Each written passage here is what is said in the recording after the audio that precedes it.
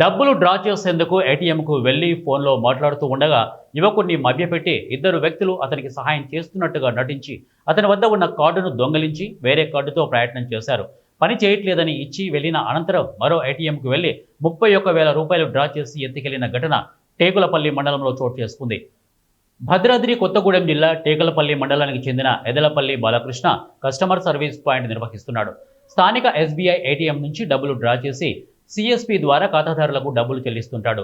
రోజు జరిగే క్రమంలో తన వద్ద పనిచేస్తున్న సూర్యతేజ అనే యువకుడికి ఏటీఎం కార్డు ఇచ్చి డబ్బులు తీసుకురమ్మన్నాడు.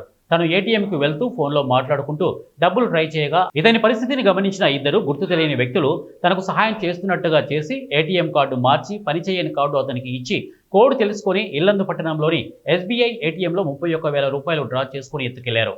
మెసేజ్ ద్వారా గమనించిన బాలకృష్ణ హుటాహుటిన మోసపోయామని విషయం తెలుసుకుని టేకులపల్లి పోలీస్ స్టేషన్లో ఫిర్యాదు చేశాడు. ఇక టేకులపల్లి పోలీసులు కేసు నమోదు చేసి సీసీ ఫుటేజ్ ద్వారా నిందితులను గుర్తించేందుకు విచారణ చేపట్టారు.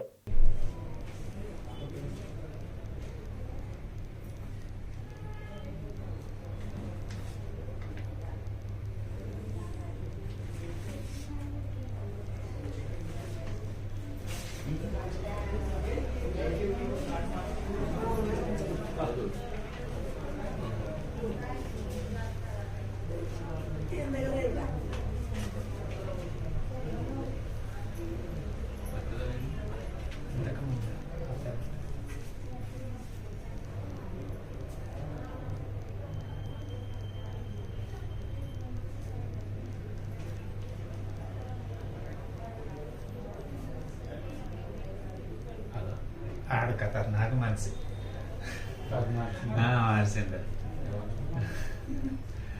ఖతర్నాక్ మనిషి